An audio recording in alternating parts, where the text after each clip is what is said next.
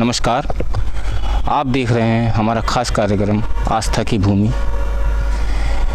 आस्था की भूमि में आज हम आपको ले चलते हैं हरिद्वार, जहां एक ऐसा व्यक्तित्व जिन्होंने जिस देव की पूजा कहीं नहीं की जाती उनका मंदिर हरिद्वार में स्थापित किया, और क्यों किया ये जानने के लिए हम आपको मिलवाते हैं आज राकेश शर्मा जी, जिन्होंने ब्रह्मा जी की मूर्ति हरिद्वार में स्थापित की।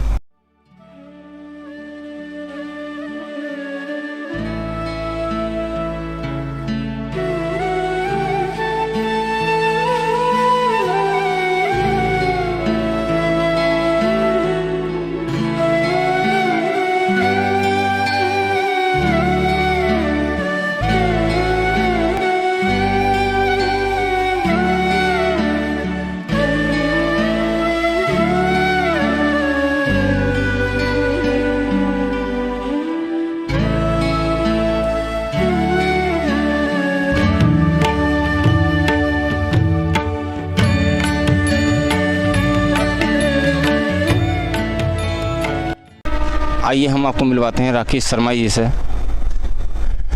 राकेश शर्मा जी, आपका बहुत बहुत स्वागत हमारे खास कार्यक्रम आस्था की भूमि में। धन्यवाद। शर्मा जी, हरिद्वार में हर किसी देवी देवता के मंदिर हैं और देवभूमि हरिद्वार को कहा जाता है। इसके बाद भी ऐसा क्यों कि ब्रह्मा जी की पूजा निषेध मानी जाती है, नहीं की जाती? ये किस क्या भी आपके मन में क्या ऐसा विचार आया कि हरिद्वार में मंदिर स्थापित किया जाए और उनकी ब्रह्मा जी की पूजा की जानी चाहिए?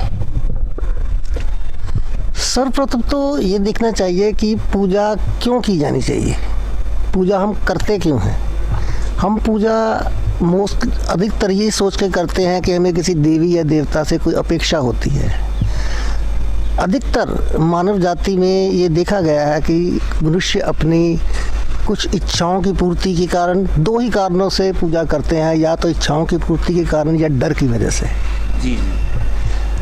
लेकिन जो ब्रह्मा जी की पूजा नहीं करते हैं उनकी कुछ अलग से धारणाएं बनी हुई हैं, कुछ मिथ्या भ्रांतियां हैं जिसके कारण ब्रह्मा जी की पूजा को लोग अवरुद्ध मानते हैं। क्या होता है कि आपने जैसे कहा कि हम लोग मोस्टली जो धारणा बनी हुई है, कुछ लोग कहते हैं कि ब्रह्मा जी को श्राप मिला हुआ था, कुछ लोग कहते हैं कि ब्रह्मा जी का वो सृष्टि की रचना में काम था, उसके बाद उनका कार्य ख़त्म हो गया तो उनकी पूजा की आवश्यकता नहीं। अलग अलग धारणाएं हैं। ब्रह्मा जी के पास जो है वो आम इंसान को, आम मनुष्य को उसकी जानकारी नहीं है। लोग पूजा करते हैं, जब डर के कारण पूजा करेंगे तो उनको मौत का डर होगा या किसी ग्रहों का डर होगा, तो जब वो किसी भौतिक चीज़ों की इच्छा करेंगे तो वो उन्हें अलग उसी किस्म के देवता की पूजा करेंगे। जैसे उन्हें धन की आवश्यकता है तो धन की देवी लक्ष्मी जी की पूजा करेंगे। किसी को जो व्यापारी है उसे लाभ चाहिए, वो शुभ लाभ लेके गणेश जी की पूजा करेगा। और जिसको थोड़ा डर है, थोड़ा मौत का डर है, मौत का डर तो हर एक को होता है, मौत का डर है, वो भोले शंकर जी संहारक है, मृत्यु के देवता हैं, तो वो उस हिसाब से पूजा करेगा। अलग अलग देवी देवताओं के अपनी अपनी आस्था होती है, उस हिसाब से पूजा की जाती है। लेकिन ब्रह्मा जी के पास जो है वो लोगों को ज्ञान की कमी है, इसी के कारण वो नहीं समझते कि ब्रह्मा जी के पास है जो वो किसी और के पास है ही नहीं। ब्रह्मा जी की पूजा से हमें क्या मिलता है ऐसा जो हमें ब्रह्मा जी की पूजा की जानी चाहिए? ब्रह्मा जी ही सारे जगत के पिता हैं, सारे ब्रह्मांड के स्वामी हैं। यहाँ तक कि ब्रह्मा जी के जो हमारे भाग्य विधाता है, हम आम कह देते हैं कि हमारे भाग्य में ये चीज़ नहीं थी, उन्होंने हमारा भाग्य लिखा है। हमारे बुद्धि के मालिक हैं, मन के हमारे देवता हैं। हम अधिकतर कार्य वही करते हैं जो हमारा मन कहता है। हमारे बुद्धि को जो कंट्रोल करता है वो उसके मेन जो है आराध्य देव ब्रह्मा जी हैं। और जैसे आपने सुना होगा ब्रह्म वाक्य जो मुंह से निकल गया वो ब्रह्म वाक्य होगा। ब्रह्म ज्ञानी, जिसको ज्ञान चाहिए, बहुत बड़ा विज्ञानी होगा उसको हम ब्रह्म ज्ञानी कहेंगे। ब्रह्मास्त्र हुआ। सबसे बड़ा हथियार कौन सा है? जैसे ब्रह्मास्त्र हुआ। इस पूरे ब्रह्मांड के स्वामी ब्रह्मा जी हैं। और सबसे बड़ी बात ये है कि जो हमारे 7 लोक ऊपर और 7 लोक 14 लोक कुल कहे जाते हैं, उसमें सबसे ऊपर जो है, जैसे हमारा ये ऊपर के ये पृथ्वी लोक, भूवर्ग लोक, स्वर्ग लोक, महलोक, तप लोक और ब्रह्मलोक। ब्रह्मलोक को सत्यलोक भी कहे जाते हैं। सबसे ऊपर का लोक ब्रह्मलोक है, जो ब्रह्मा जी सभी लोकों के स्वामी हैं। अगर वो सभी लोकों के स्वामी हैं तो हम उनकी पूजा सर्वप्रथम होनी चाहिए। लेकिन ज्ञान लोगों को चाहिए नहीं, आध्यात्मिक ज्ञान लोगों को नहीं चाहिए। जी जी जी। अगर हम सोचें कि हमारी जो आस्था हमारी भौतिक चीज़ों में है, तो जिस इंसान को जो चीज़ चाहिए वो उसी की आराधना करेगा। हमें भौतिक चीज़ें चाहिए, भौतिक देवी देवताओं की आराधना करेंगे। अगर हमें आध्यात्मिक ज्ञान चाहिए और उसकी तरह की ऊर्जा चाहिए, तो हमें ब्रह्मा जी की ही उपासना करनी चाहिए। वास्तविकता ये है कि ब्रह्मा जी के बारे में लोग जानते नहीं हैं। ज्ञान की कमी, अज्ञानता ही एक मुख्य कारण है जो ब्रह्मा जी की पूजा को अवरुद्ध मानता है, और कोई विशेष कारण नहीं है। पुष्कर में ब्रह्मा जी का एकमात्र मंदिर है जो ऐसा कह सकते हैं स्वयंभू है, या ब्रह्मा जी के द्वारा स्थापित है, कुछ भी कह सकते हैं उसको। उसके अलावा 2-3 मंदिर और भी हैं देश के अंदर, लेकिन फिर भी ब्रह्मा जी की पूजा सिर्फ पुष्कर में ही की जाती है, कहीं और नहीं। देखिए, वैसे तो जनसाधारण में तो ये धारणा है कि ब्रह्मा जी का मंदिर एक ही है पुष्कर में, और मंदिर ही नहीं है। बहुत कम लोग जानते हैं, जैसे कि आपने बताया ब्रह्मा जी के और मंदिर भी हैं, लेकिन वो मंदिर अधिकतर दक्षिण में है, दक्षिण भारत में है। उत्तर भारत में उनका एक ही मंदिर है, और वो मंदिर की महत्व ये है कि वहाँ पर पृथ्वी की स्थापना, सृष्टि की रचना करने के लिए उन्होंने यज्ञ किया था। उन्होंने अपनी वहाँ आराधना के लिए नहीं कुछ बनाया था, पृथ्वी की संरचना करने के लिए, उसकी रचना करने के लिए वहाँ पे यज्ञ किया गया था। सर्वप्रथम जब यज्ञ हुआ था तो उन्होंने पुष्कर में धारण किया था। तत्पश्चात ये सवाल जो आप पूछ रहे हैं, ये मेरे मन में भी आए। मैंने इसके बारे में बहुत खोजा, तो लेकिन मैंने यही पाया कि ये जो मिथ्या धारणाएं लोगों के मन में बनी हुई हैं, वो धारणाएं गलत हैं, और उसके बारे में लोगों को सच्चाई का ज्ञान नहीं है। जब ये सच्चाई का ज्ञान तभी होता है जब आप उसके बारे में कुछ खोज करते हैं, कुछ ढूंढने निकलते हैं। सिर्फ यही नहीं होता कि हमने 2-4 बातें सुन ली और उसी बातों के आधार पर हमने धारणा बना ली। ब्रह्मा जी के बारे में जो धारणाएं हैं वो गलत हैं, और मैं ये इसी सोच को बदलने के लिए मेरे मन में ये आया कि अगर ये लोगों के मन में ये धारणा है कि ब्रह्मा जी की उपासना से नहीं करनी चाहिए, तो मैं ये उससे नुकसान होगा या कुछ और होगा, तो मैं इस धारणा को गलत साबित करने के लिए मेरे मन में आया कि ब्रह्मा जी की मंदिर की स्थापना की जाए। बिल्कुल, ऐसा कई जगह पढ़ा भी गया है और सुना भी गया है कि ब्रह्मा जी की पूजा आप करोगे तो आपका नाश हो जाएगा, सर्वनाश हो जाएगा, मर जाओगे, आप कंगाल हो जाओगे। तो इनको लेकर के आपके क्या महत्व है? देखिए, ऐसा है, अगर ये ऐसा होता तो ये मंदिर ब्रह्मा जी का मंदिर का निर्माण भी हुआ है। और मैं तो कई बार हैरान भी हो जाता हूँ कि ये मंदिर के निर्माण में, मंदिर निर्माण में मेरा कार्यक्षेत्र नहीं है, मैं कोई शुरू से पुजारी नहीं था। लेकिन इस मंदिर के कार्य निर्माण में मेरा ऐसे लोगों से संपर्क हुआ और सहयोग मिला जिनसे मैं आशा भी नहीं कर सकता था। जी जी। तो मेरा उनसे संपर्क होने के, उन्होंने मेरी सहायता भी की और मंदिर का निर्माण भी हुआ। किसी तरह की कोई अड़चन भी नहीं आई। अगर हमें समस्या आई तो समस्या भी नहीं आई। स्थानीय लोगों ने आपका कोई किसी तरह के विरोध करा हो या समर्थन दिया हो कि हाँ जी, हाँ मंदिर आप बना रहे हैं, बहुत अच्छा कार्य है, या आप क्यों बना रहे हैं? उनका विरोध तो नहीं हुआ, लेकिन हाँ, उनके मन में प्रश्न जरूर थे कि ब्रह्मा जी का मंदिर तो कभी होता ही नहीं, जैसे आपके प्रश्न हैं। तो उन चीज़ों को करने के लिए ही मैंने ये किताब लिखी। जी। और ये जो किताब लिखी मैंने अपनी वेबसाइट भी बनाई, इसमें मैंने ये कारण भी लिखे हुए हैं कि ब्रह्मा जी के मंदिर की स्थापना क्यों होनी चाहिए, और इसकी वेबसाइट भी है www.brahmatemple.org। जी जी। इसमें मैंने इन चीज़ों सवालों के लोगों का जवाब भी दिया है। लेकिन मुझे सहयोग तो रादर मिला है, मुझे कई लोगों से सहयोग मिला और बिना किसी रुकावट के ये मंदिर का निर्माण संपन्न हुआ। इसमें तो कुछ बातों में तो ऐसा लगा कि ये काम हो नहीं सकता था, लेकिन फिर भी हुआ।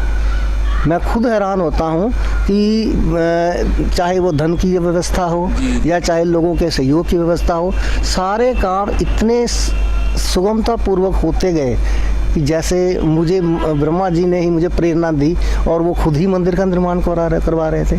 तो मुझे तो किसी किस्म की रुकावट भी नहीं आई, अगर और मैं कोई गरीब भी नहीं हुआ, धन का अभाव भी नहीं हुआ, धन का ऊपर वाले ने खुद ही इंतज़ाम कर दिया और आज मंदिर की स्थापना हुई भी है, उनकी पूजा भी हो रही है और कोई ऐसा विरोध भी नहीं। मुझे ब्रह्मा जी ने ज्ञान भी दिया है और लोगों के मन में, लोग यहाँ आते भी हैं, जनसाधारण भी आते हैं, गांव वाले भी आते हैं और पूजा भी हो रही है।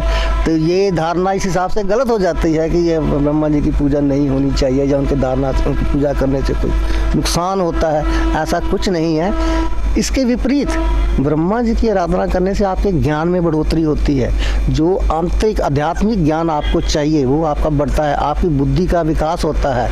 यहाँ तक कि अगर आप में पितृदोष है, अगर उसका पितृदोष है तो उसका भी निवारण ब्रह्मा जी की पूजा से होता है।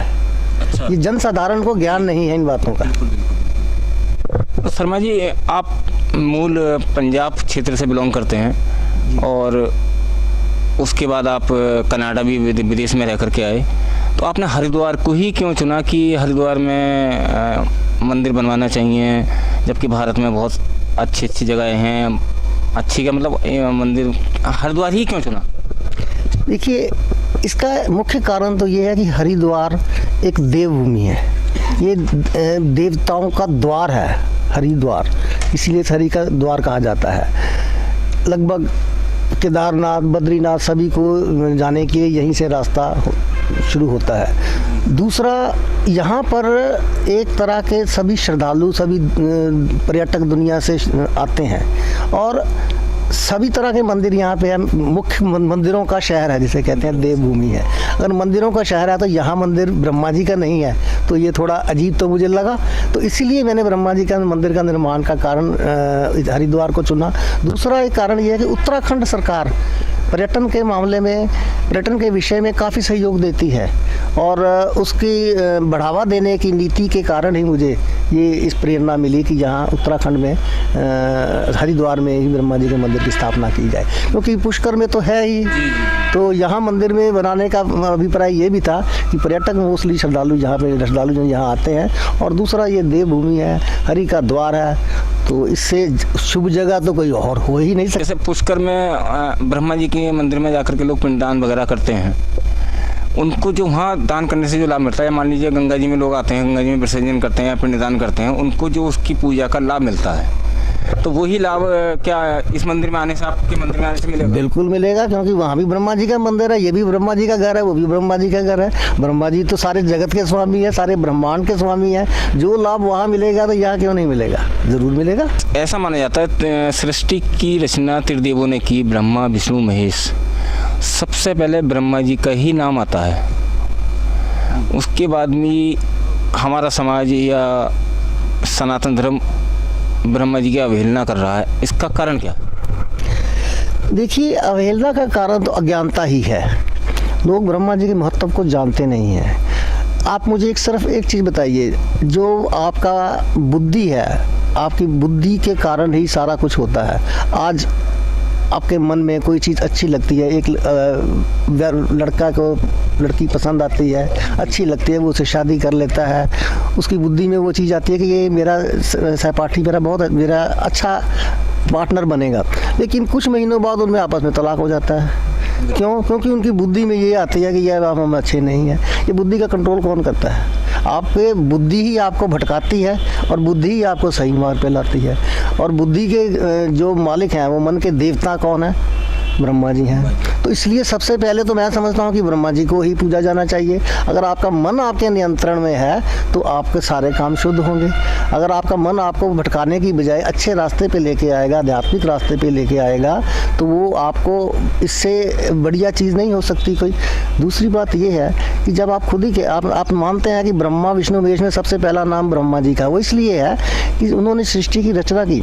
अगर सृष्टि की रचना हुई तो उसकी पालना के लिए विष्णु जी को आना पड़ा ना। विष्णु जी की ज़रूरत पड़ी।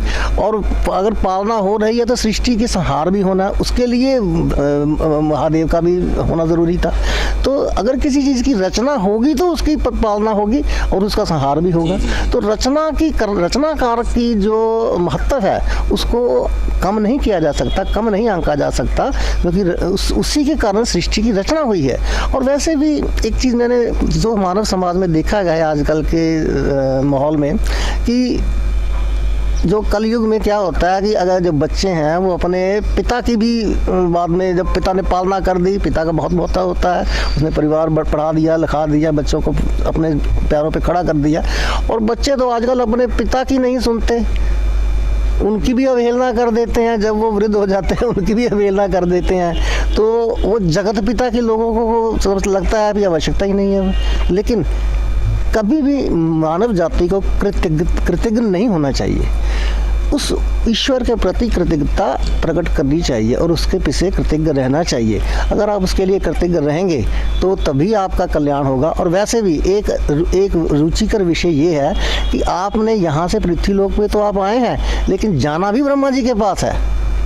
फिर आपको उन्हीं लोकों में जाना है और फिर उन्हीं ने आपका भाग्य लिखना है। आपको सिर्फ यहाँ की ज़रूरतों का तो लगता है इंसान को पता भी, अभी जो मैं देख रहा हूँ, मुझे चल रहा है, वो उसके लिए उसका ध्यान वहीं तक है। लेकिन मृत्यु के बारे में कोई सोचता नहीं है। पर मृत्यु एक दिन तो आनी है, मृत्यु अटल है। और जब वो ऊपर जाएगा तब भी ब्रह्मा जी के ब्रह्मांड में ही जाएगा और उन्हीं के पास जाना है। ब्रह्मा जी के जो नीचे लोक हैं वो सब उन्हीं के अधीन आते हैं। और तब आपको कहाँ जाना है, आपको, हाँ ये बात अलग है कि वो आपकी कर्मों पे आपके निर्धारित होता है, या कई और चीज़ें, भक्ति पे, तपोबल पे, तप कितना किया आपने कभी पहले से सतयुग में आपकी अधिकतर पूजा ब्रह्मा जी की ही होती है। ब्रह्मा जी इनकी ही सतयुग में पूजा होती है, क्योंकि वो सतयुग है। धीरे धीरे त्रेता आ गया, द्वापर आ गया, कलयुग आ गया। कलयुग में ब्रह्मा जी का वो स्थान कम हो जाता है, लेकिन इसके बाद फिर सतयुग आएगा, फिर ब्रह्मा जी की पूजा ज़्यादा होगी। हाँ, ये अलग है कि कलयुग में अज्ञानता ज़्यादा होती है, इसलिए लोगों को ज्ञान नहीं है और वो ब्रह्मा जी की पूजा करते हैं। कि सतयुग में जितने भी राक्षस गण रहे हों या राजा महाराजा रहे हों, ब्रह्मा जी की पूजा करके उनसे वरदान प्राप्त किया करते थे और फिर इसी समाज को आकर के वो उत्पीड़न किया करते थे जी, कि राक्षसों ने भी खूब राजा महाराजाओं का उत्पीड़न कर उन्हें कब्जे किए। यही हुआ ना, क्योंकि सतयुग में भी और सतयुग में तो, और सतयुग और त्रेता में भी, हर युग में ये चीज़ हुई है। जब असुर जाति के लोगों को ये इतना ज्ञान था उस समय की हर चीज़ का, जो ब्रह्मा जी से अगर तप करते थे, उनसे वरदान लेते थे और वरदान जो दिए जाते थे ब्रह्मा जी द्वारा, उसकी कोई तोड़ नहीं होती थी। अगर रावण को वरदान दिए तो रावण का वध करने के लिए उसी रूप में विष्णु भगवान को राम के रूप में अवतार लेना पड़ा। अगर हिरण्यकश्यप का वध करने के लिए हिरण्यकश्यप को ये वरदान था, वो अंदर मरेगा नहीं, बाहर नहीं मरेगा, ऊपर नहीं मरेगा, नीचे नहीं मरेगा, तो उसी हिसाब से मारने के लिए नरसिंह रूप अवतार लेना पड़ा। तो ब्रह्मा, ये नहीं कि ब्रह्मा जी ने जो वरदान दे दिया उसको तो मानना ही मानना। उसकी वैसे तो सभी देवी देवताओं के वरदान जो है, किसी का भी दिया हुआ हो, वो झुठलाया नहीं जा सकता। लेकिन ब्रह्मा जी सर्वोच्च हैं, चीफ जस्टिस ऑफ इंडिया जैसे आप कहते हैं, वो चीफ जस्टिस ऑफ ब्रह्मांड है। तो पितामह का दर्जा दिया गया। जगत पिता है, मतलब जगत पिता है, उनकी बात को नहीं इनकार किया जा सकता। उनकी अस्तित्व को सोचना कि गलत है, तो वो लोगों को अज्ञानता है, ज्ञान की कमी है, इसी कारण लोग इस तरफ नहीं जाते। जबकि सच्चाई ये है कि उनको ज्ञान ही सबसे बड़ी दौलत है, ज्ञान ही सबसे बड़ा धन है। जिसके पास ज्ञान नहीं है, उसके पास शक्ति भी है या धन भी है, तो वो उसका दुरुपयोग ही करेगा। आपने देखा होगा समाज में, शक्ति वाला अगर उसके पास ज्ञान नहीं है, शक्ति चाहे कितनी भी, वो दुरुपयोग करेगा, उसका सदुपयोग नहीं करेगा। धन है, अगर उसके पास ज्ञान भी है तो वो उसका सदुपयोग करेगा। महत्व जो है ज्ञान का है। तो ज्ञान के देवता कौन है? ब्रह्मा जी। तो इसलिए उनकी पूजा सबसे पहले होनी चाहिए, लेकिन अज्ञानता के कारण ऐसा नहीं हो पाता। युवाओं को आप किस तरीके से प्रेरित करें जो ब्रह्मा जी को माने, उन जो ब्रह्मा जी से हमें ज्ञान मिलता है उसको धारण करें, उसके लिए क्या करना चाहिए? देखिए, युवाओं में जैसे कि कहा कि मेन अधिकतर जो विद्यार्थी होते हैं, जो वो तो पहले ही सरस्वती माता की पूजा करते हैं और वो भी ज्ञान की देवी हैं। और ब्रह्मांड में ज्ञान की देवी सरस्वती जी मानी जाती हैं, यहाँ तक कि संगीत की देवी सरस्वती जी हैं। तो युवा जो है उसको हर क्षेत्र में ज्ञान की आवश्यकता है। एक जो ज्ञान का अभिप्राय ज़रूरी नहीं कि आध्यात्मिक ज्ञान तो है ही, ब्रह्मा जी की उपासना करने से आध्यात्मिक ज्ञान तो मिलता ही है। जो ब्रह्मा जी की उपासना करने से बुद्धि का विकास होता है, हमारे मन में दृढ़ता आती है, हमारे मन की शक्ति बढ़ती है। और तन की शक्ति बढ़ने से भी ज़रूरी है मन की शक्ति। जिसके पास मन की शक्ति, अगर मन का मजबूत है, मन की शक्ति है, तो वो कुछ भी कार्य कर सकता है। उसके लिए कोई भी कार्य असंभव नहीं है। असंभव तभी माना जाता है जब आप किसी आपके पास शारीरिक शक्ति हो, कम हो या अलग बातें हैं। जो मन से शक्तिवान है उसके लिए कोई भी कार्य असंभव नहीं है। और मन की शक्ति के देवता तो ब्रह्मा जी हैं।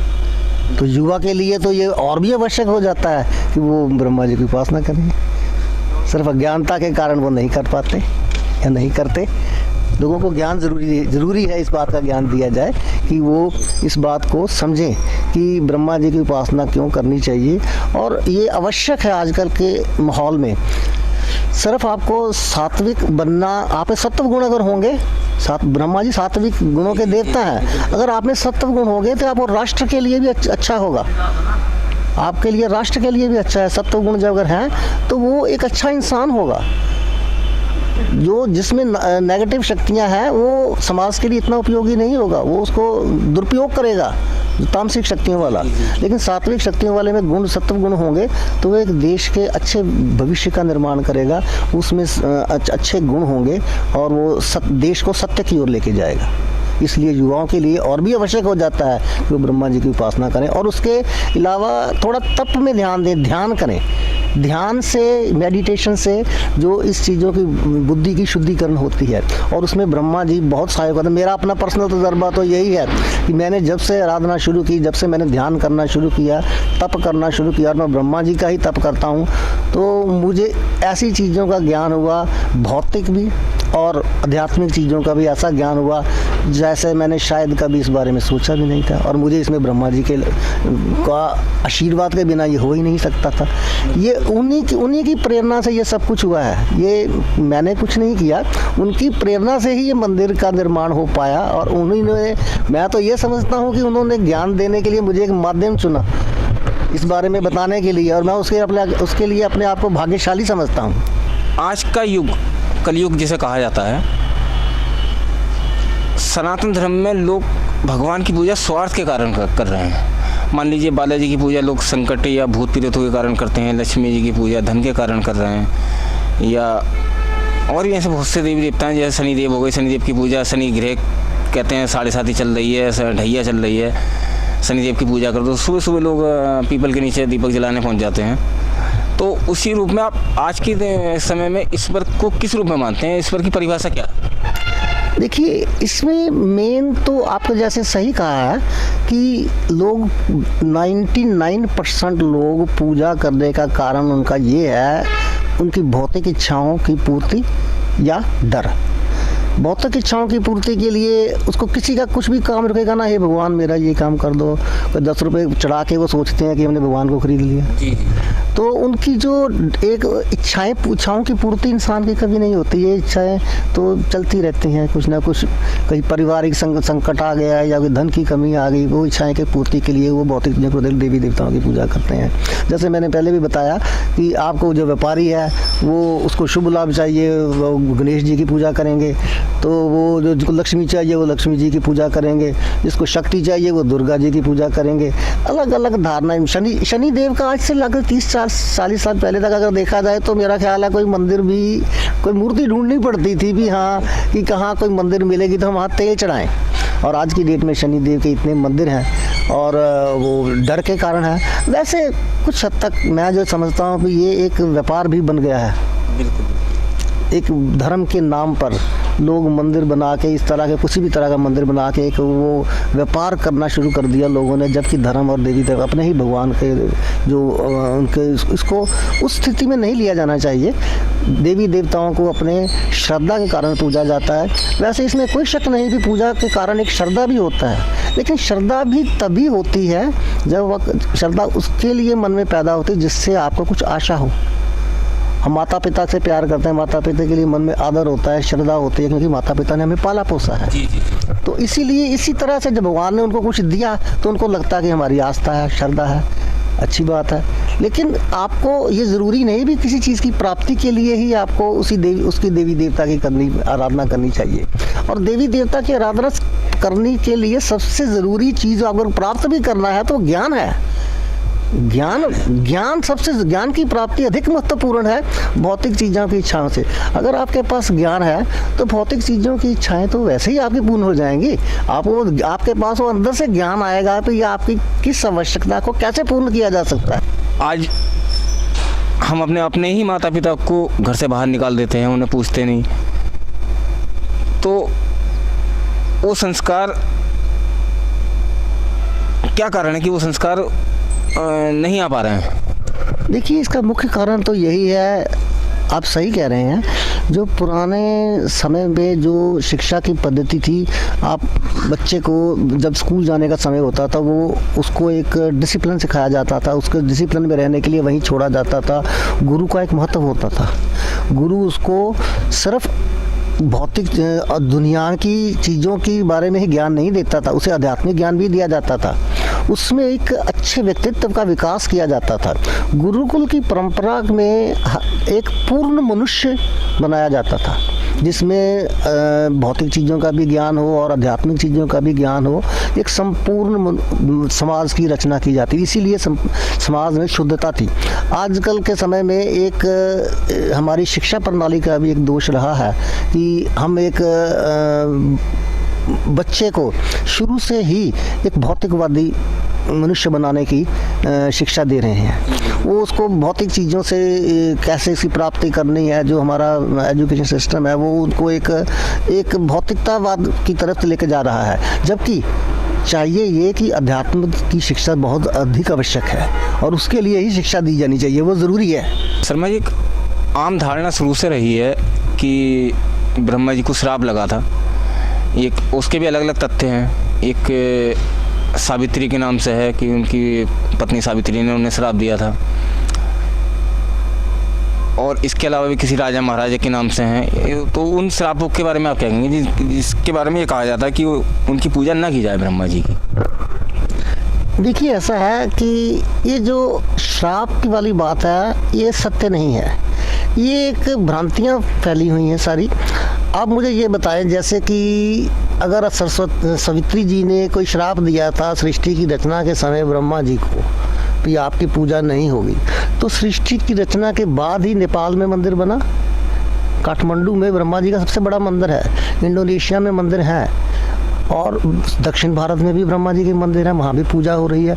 अगर श्राप था उस समय सृष्टि की रचना के समय तो वो मंदिर बन ही नहीं सकते थे, फिर तो ये भी मंदिर नहीं बन सकता था। अब ये भी मंदिर का निर्माण हुआ है, पूजा भी हो रही है। अगर कोई श्राप होता तो मुझे लगता ना, तो मुझे तो लगा नहीं अभी तक श्राप कोई ऐसा कोई श्राप की धारणाएं गलत है, और ये एक मिथ्या धारणाएं अलग अलग लोगों के द्वारा फैलाई जाती हैं। हर समय में एक पिछले कुछ समय में ना, जब तामसिक शक्तियाँ किसी जगह पे हावी होती हैं ना, वो सात्विक शक्तियों की शत्रु होती हैं। तो ये ऐसी धारणाएं तामसिक शक्तियों द्वारा ही फैलाई जाती हैं। और भी जो जितनी धारणाएं हैं कि आपने तो एक धारणा बताई ना उनको, सावित्री जी की श्राप की, कुछ धारणाएं ऐसी भी हैं जो कुछ शिव शंकर जी ने, भोलेनाथ ने उनको श्राप दे दिया। आप मुझे ये बताएं कि भोले शंकर जी देव हैं, त्रिदेव हैं, त्रिदेवों में एक है ब्रह्मा विष्णु महेश। क्या देव एक दूसरे को श्राप दे सकते हैं? संभव नहीं है। जी जी जी। उन तीनों में एक ही बात है, तीनों ब्रह्मा विष्णु महेश में समानता है, उनकी सिर्फ अलग अलग कार्य क्षेत्र है। जैसे ब्रह्मा जी का कार्य क्षेत्र सृष्टि की रचना है, उनका विष्णु जी का कार्य क्षेत्र सृष्टि की पालना है, और उनका भोलेनाथ का कार्य क्षेत्र संहार करना है। ये सिर्फ उनकी अलग अलग कार्य क्षेत्र है, लेकिन उनमें कम कोई नहीं है, तीनों बराबर हैं। तो एक देव दूसरे देव को श्राप देगा क्या? ये संभव नहीं है। ये सिर्फ धारणाएं तामसिक शक्तियों द्वारा फैलाई गई हैं, और इन धारणाओं में कोई सच्चाई नहीं है। प्रमाण के लिए ही तो मैंने ये मंदिर बनाया है, और प्रमाण आपके सामने है। अगर कोई धारणाएं होती तो गलत होता। 4 मठों की स्थापना हुई देश के चारों कोनों में, पूर्व, पश्चिम, उत्तर, दक्षिण। 4 मठ, उन पर 4 शंकराचार्य बैठाए गए। उसके बाद अखाड़े बनाए गए, साधु सन्यासी उन मंदिरों की रक्षा के लिए, धर्म की रक्षा के लिए तैनात किए गए। कोई भी आज ब्रह्मा जी का नाम क्यों नहीं लेता? देखिए, एक चीज़ मैं आपको क्लियर कर देता हूँ कि शंकराचार्य जी से पहले एक व्यवस्था जो समाज में चल रही थी वो थी तांत्रिकों की, तंत्र युग की। जो तंत्र योगी पहले एक समाज में जो आस्था के नाम पर, धर्म के नाम पर एक तांत्रिक व्यवस्था चल रही थी, और अगर कोई तांत्रिक उस समय में किसी को भी कुछ भी कर दे, जो हुक्म करता उसका हुक्म कोई नहीं टाल सकता था। उसमें उसका शक्तियों का, तामसिक शक्तियाँ बहुत ज़्यादा प्रभावी थी, और जब तामसिक शक्तियाँ इतनी प्रभावी थी उस समय में शंकराचार्य जी ने वो बीड़ा उठाया उनको अपने सात्विक शक्तियों को लाने के लिए। उसी लिए उन्होंने ये सृष्टि की रचना, अपना मठों वगैरह का रचना उन्होंने की, उसका जो है उसका संरचना उन्होंने बनाई। लेकिन ये भी एक कारण है, ये जो तामसिक शक्तियां हैं और तांत्रिक शक्तियां हैं वो कभी भी सात्विक शक्तियों को पसंद नहीं करती, उनकी शत्रु ही कहलाई जाती है, शत्रुता ही करेंगी। और ये भी उन्होंने भी एक कारण वो फैला हुआ है, और इस समय को भी बहुत ज़्यादा देर नहीं हुई है। शंकराचार्य जी ने अभी वो इन सात्विक शक्तियों को लाना शुरू किया, धर्म का, सनातन धर्म का प्रचार उन्होंने शुरू किया। इससे पहले सनातन धर्म के बारे में जो धारणाएं थी वो अलग तरह का धर्म का सिस्टम था, वो एक तांत्रिक युग था, तामसिक शक्तियों का युग था। और उसके कारण ही भी तामसिक ब्रह्मा जी को उन्होंने कोई उनके बारे में बताने की उल्टा ही नेगेटिव प्रचार किया, जबकि ये सच नहीं था। और ये भी एक कारण है, ब्रह्मा जी के अभी तक उतना समय नहीं हुआ कि लोगों को उसके बारे में सही ज्ञान दिया जा सके, लोगों को इसके बारे में बताया जा सके, और ज्ञान नहीं हुआ। उत्तराखंड को देवभूमि कहा गया, और देवभूमि हरिद्वार में मंदिर ही मंदिर हैं। अब आपने ब्रह्मा जी का मंदिर भी यहाँ स्थापित किया, तो श्रद्धालु किस तरीके से आपके पास पहुँचेंगे और उनको क्या लाभ होगा? जबकि यहाँ आने वालों की संख्या बहुत कम है, तो वो किस तरीके से उनमें बढ़ोतरी? देखिए, ब्रह्मा जी का मंदिर हरिद्वार में भी नहीं है, और उत्तर भारत में ये दूसरा मंदिर है। इसीलिए ब्रह्मा जी का मंदिर बनाया गया है ताकि जो यहाँ के निवासियों को ब्रह्मा जी के दर्शन करने के लिए पुष्कर ना जाना पड़े, और जो लाभ पुष्कर जाने से मिलेगा वही लाभ यही मिलेगा। ऐसा भी, और इस मंदिर के निर्माण को भी केवल 2 साल हुए हैं जी। और क्योंकि ये थोड़ा सा हरिद्वार से अलग भी है, और कुछ ही कोरोना की वजह से भी थोड़ा यात्रियों की संख्या कम रही है हरिद्वार में, और ये भी अदरवाइज ऐसी बात नहीं है कि मैं समझता हूँ कि आने वाले समय में इस मंदिर का प्रचार भी होगा और लोग भी आएंगे, और श्रद्धालु जन, मैं तो रादर ये सरकार से ये गुजारिश करूँगा कि इसको एक पर्यटन स्थल के रूप में विकसित किया जाए, और ये पर्यटन स्थल के रूप में विकसित होगा। जैसे पुष्कर में आज लोग देश विदेशों से भी आते हैं, वहाँ टूरिस्ट फॉरेनर ज़्यादा है, और मैं जैसा जानता हूँ कि जिसको भी ब्रह्मा जी की उपासना करने, ब्रह्मा जी के लिए कोई पितृ दोष का या कुछ और कारण से वो ब्रह्मा जाते हैं, तो वो जाते हैं। ये भी कहना गलत है कि ब्रह्मा जी की उपासना में भय है, भय किसी को नहीं है जी। किसी के मन में कोई डर नहीं है कि ब्रह्मा जी की उपासना करने से कोई नुकसान होता है, ऐसा किसी के मन में नहीं होगा। हाँ, ये ज़रूर कहा जाता है कि उनकी ज्ञान नहीं है, उनको ज्ञान की आवश्यकता नहीं है ना। हम लोग इंसान को, जिसको ज्ञान की आवश्यकता होगी और जो ज्ञान के महत्व को समझता होगा, वो ब्रह्मा जी की उपासना के लिए अवश्य आता है। ऐसे भी हुआ है मेरे साथ कि जब कोई सड़क से गुजर रहा है, उसने कहा यहाँ ब्रह्मा जी का मंदिर बन रहा है, अभी बना भी नहीं था, तो कुछ सज्जन आए तो उन्होंने वो हमें तो यहाँ पता बहुत अच्छा लगा कि ब्रह्मा जी का मंदिर बन रहा है, और वो सड़क से गुजरते हुए आते हैं तो वो प्रणाम भी करके जाते हैं। मंदिर बनने से पहले भी आने शुरू हो गए थे। तो ऐसा लोगों के मन में भय वगैरह तो कोई नहीं है। हाँ, ये अवश्य है कि अभी मंदिर का निर्माण हुए अभी शुरू हुआ है, और चूँकि हरिद्वार से थोड़ा 8-10 किलोमीटर दूरी पे है और अभी मंदिर का ज़्यादा अधिक प्रचार नहीं हो पाया, तो ये गांव तक ही इस गांव या आसपास के गांव तक ही सीमित है इसका प्रचार। स्थानीय लोग आते हैं, स्थानीय लोग आते हैं, और वो औरतें कीर्तन भी करती हैं, पूजा भी होती है, और लोग आते हैं, गांव के लोग भी आते हैं, आसपास के गांव के लोग भी आते हैं। हाँ, दूर दूर से गांव के लोग इसलिए लोगों से नहीं आ पाते क्योंकि मंदिर का प्रचार नहीं हुआ अधिक, और दूसरा कुछ कोरोना की वजह से भी है। पर मुझे पूरा विश्वास है कि आने वाले समय में ये मंदिर एक पर्यटन स्थल के रूप में ज़रूर विकसित होगा।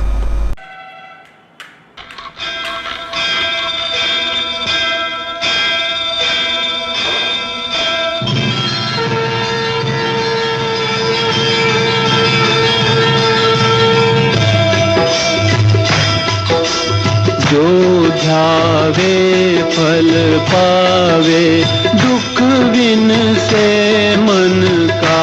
स्वामी दुख बिन से मन का। सुख संपत्ति घर आवे, सुख संपत्ति घर आवे, कष्ट मिटे तन का। ओम जय जगदीश हरे।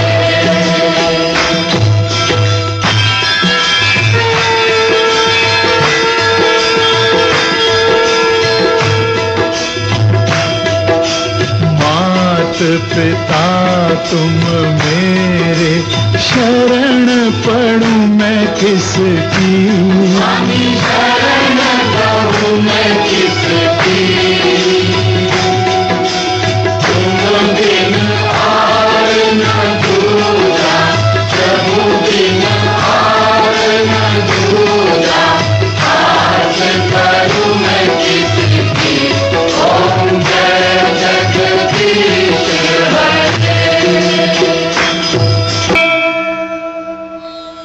विषय विकार मिटाओ, पाप हरो देवा, श्रद्धा भक्ति बढ़ाओ, श्रद्धा भक्ति बढ़ाओ, संतन की सेवा।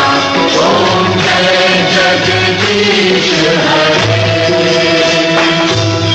तन मन धन सब है तेरा, स्वामी सब कुछ है तेरा। स्वामी सब कुछ है तेरा। तेरा तुझको अर्पण, तेरा तुझको अर्पण, क्या लागे मेरा। ओम जय जगदीश हरे। ओम जय जगदीश हरे। स्वामी जय जगदीश हरे।